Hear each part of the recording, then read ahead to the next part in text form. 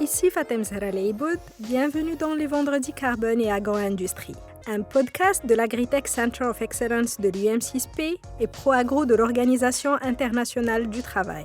Au Vendredi Carbone et Agro-Industrie, on parle décarbonation de l'agro-industrie et séquestration de carbone par l'agriculture. Avec nos remarquables invités, nous discutons les opportunités et enjeux que la décarbonation représente pour l'agro-industrie marocaine. Bienvenue parmi nous dans ce nouvel épisode et n'hésitez surtout pas de nous laisser vos commentaires et suggestions sur agricarbone.ma. Mesdames et messieurs, bonjour et bienvenue parmi nous dans ce nouvel épisode des Vendredis Carbone et Agro-Industrie. Notre invité pour ce troisième épisode est professeur Johan Whalen.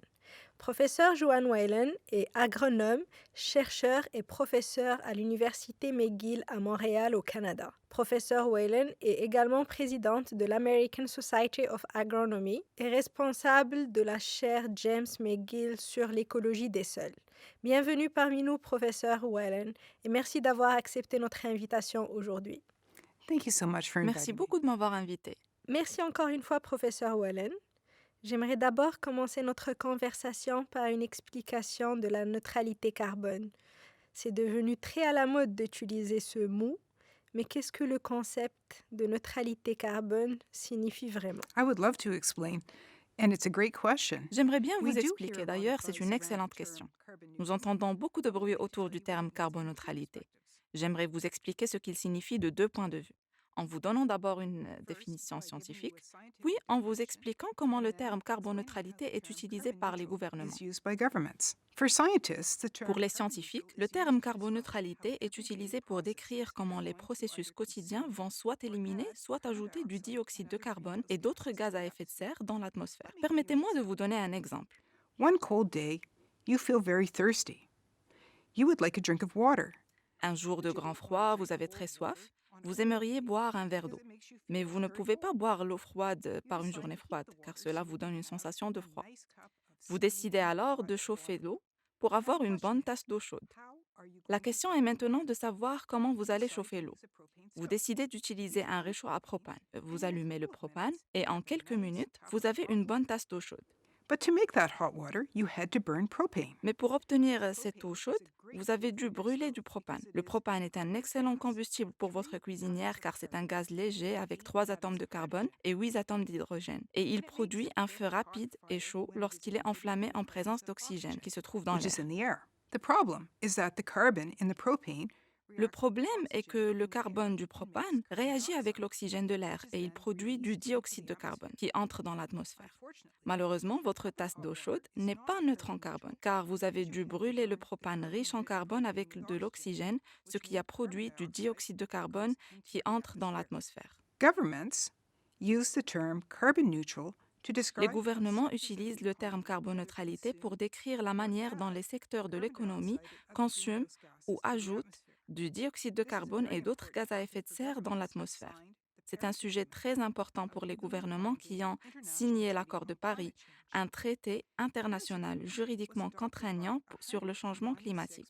L'accord de Paris a été adopté par 196 parties lors de la COP 21 à Paris le 12 décembre 2015 et il est entré en vigueur le 4 novembre 2016. November 2016. Nearly every government in the world has ratified the Paris Agreement. Presque tous les gouvernements du monde ont ratifié l'accord de Paris, ce qui signifie qu'ils se sont engagés à prendre des mesures qui limiteront le réchauffement climatique à 1,5 degré Celsius par rapport au niveau pré-industriel. Les gouvernements doivent tenir des registres et rendre compte de la mesure dans laquelle ils atteignent l'objectif de carboneutralité. Let me tell you how they do it. The government knows that you, your Laissez-moi family, vous dire comment ils s'y prennent. Le gouvernement sait que vous, votre famille et vos voisins utilisez du propane pour chauffer l'eau, cuisiner et d'autres tâches ménagères. Mais il ne peut pas demander à chaque personne de déclarer la quantité de propane utilisée dans son foyer.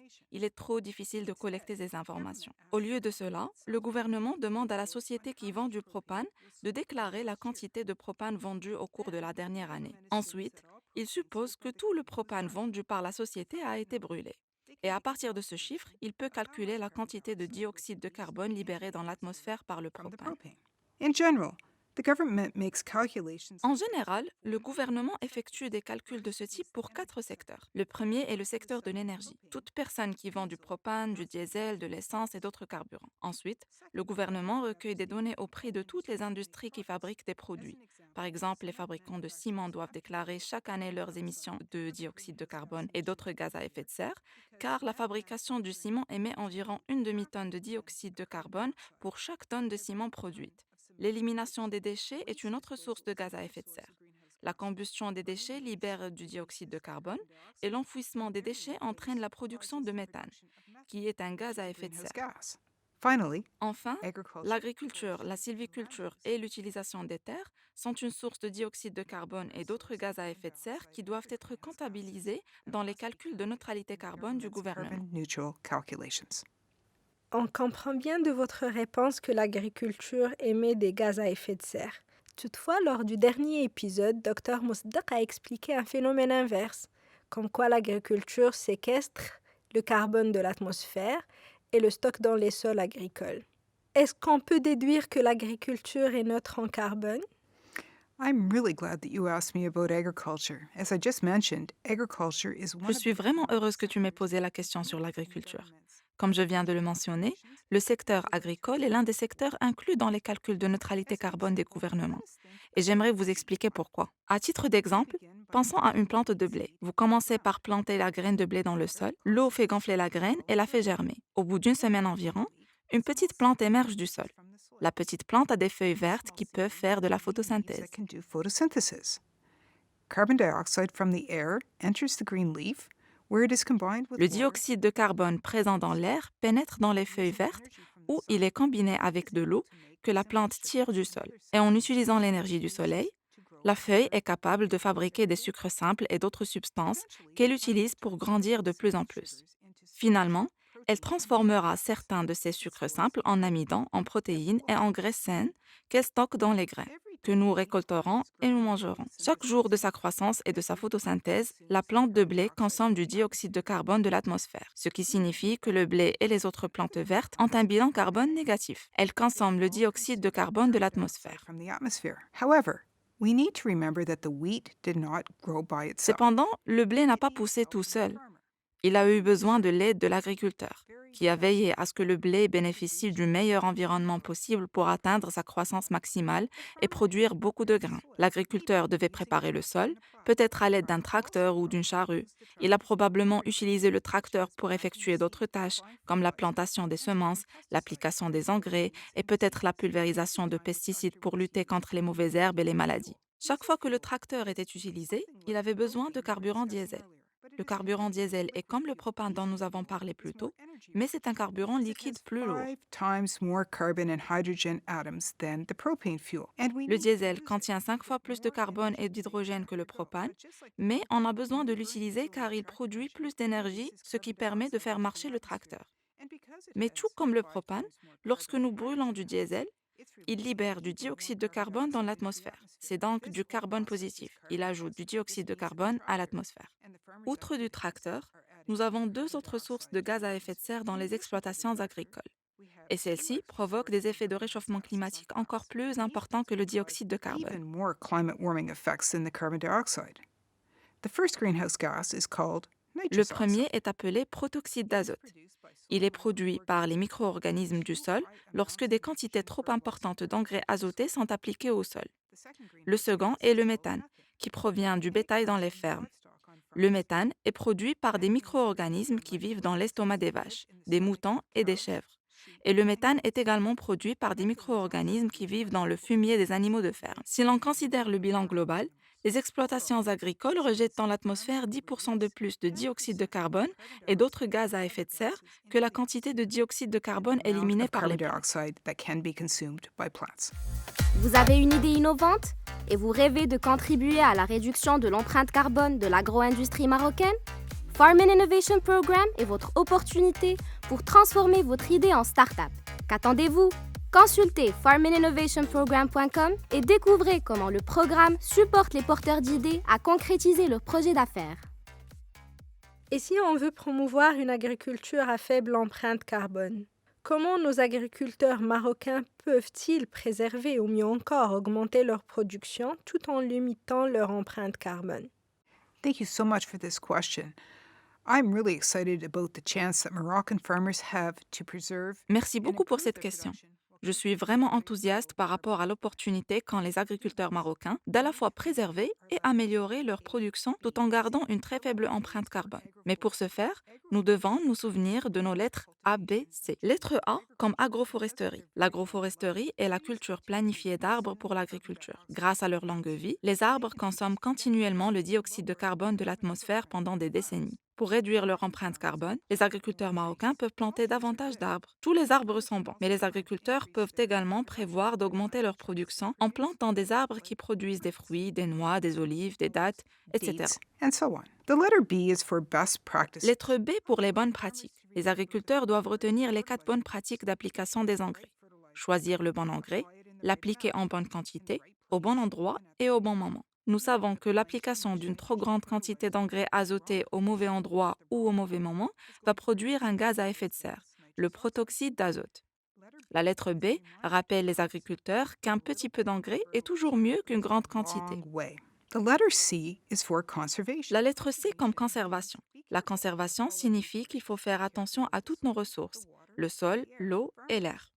Les agriculteurs peuvent préserver le sol en le labourant moins souvent ou en adoptant un système de semi-direct. Une autre façon de préserver le sol est de laisser davantage de paille et d'autres résidus de culture à la surface du sol plutôt que de les enlever du champ. Nous devons également conserver l'eau et utiliser des systèmes d'irrigation économes en eau. Ce sont là des moyens simples et efficaces d'améliorer le rendement des cultures et de réduire l'empreinte carbone des exploitations Lower marocaines. the carbon footprint on Moroccan farms. Très intéressante cette nomenclature ABC et nous aidera sûrement à nous rappeler de ces pratiques agricoles climato-intelligentes. Maintenant, professeur Whalen, en tant que chercheur, parlez-nous des dernières découvertes de la science ou des dernières innovations qui favorisent la transition vers une agriculture à faible empreinte carbone et qui sont applicables au contexte agricole marocain. Oh, yes, this is a great idea to think about more impactful technologies. Oh oui, c'est une très bonne idée de penser à des nouvelles technologies ayant plus d'impact. J'aimerais partager avec vous une technologie innovante qui gagne en popularité en Afrique. Et il est intéressant de noter qu'elle nécessite de remonter le temps et de faire revivre une pratique agricole qui a été utilisée en Afrique du Nord pendant environ 4000 ans. Moroccan farmers used to grow maslins. Les agriculteurs marocains avaient l'habitude de cultiver des maslins. Le mot maslin signifie un mélange d'espèces de céréales comme le blé, l'orge, le ségel ou l'avoine. Dans cette pratique, l'agriculteur mélange les graines de plusieurs céréales et les sème en même temps. Les exploitations traditionnelles en Érythrée et en Éthiopie combinent souvent 3 variétés de blé et 4 d'orge.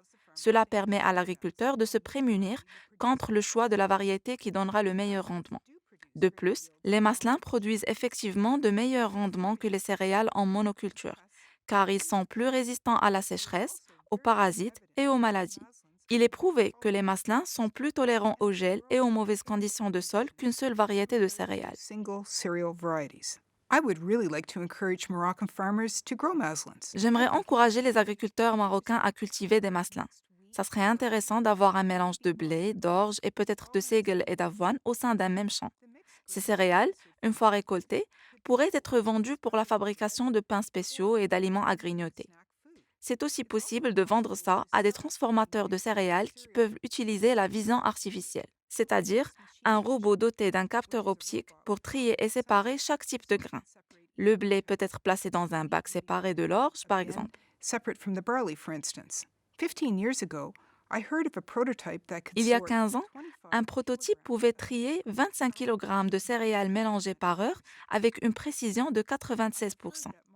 J'ai entendu dire que les robots modernes sont encore plus efficaces et plus précis. La pratique traditionnelle de la culture des maslins pourrait être relancée en tant que technologie innovante au Maroc. Les progrès de la robotique et des capteurs numériques pourraient être utilisés pour épargner aux gens la tâche laborieuse de triage manuel des grains, qui, d'après ce que j'ai compris, se fait encore en Éthiopie. done in Ethiopia. Ainsi, je pense que les agronomes et les agriculteurs marocains devraient sérieusement considérer les maslins comme une opportunité économique et technologique pour les prochaines saisons agricoles. Opportunity for the next growing seasons. Personnellement, cette culture de maslin m'intrigue beaucoup. J'ose penser que nous serons nombreux à faire des recherches sur le sujet. Je vous remercie, professeur Whelan, pour la générosité de partage aujourd'hui. Ce fut un grand plaisir de vous avoir parmi nous. Merci. Thank you so much for this fun Merci beaucoup pour cette belle opportunité. C'était un plaisir pour moi de partager ces informations avec vous et au plaisir de vous retrouver pour des discussions and I futures. look forward to future conversations.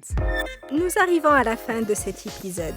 Merci encore une fois à notre invité et merci à vous pour vos commentaires bienveillants et vos précieuses suggestions. Continuez à nous écrire sur agricarbon.ma. Il nous fait toujours plaisir de vous lire.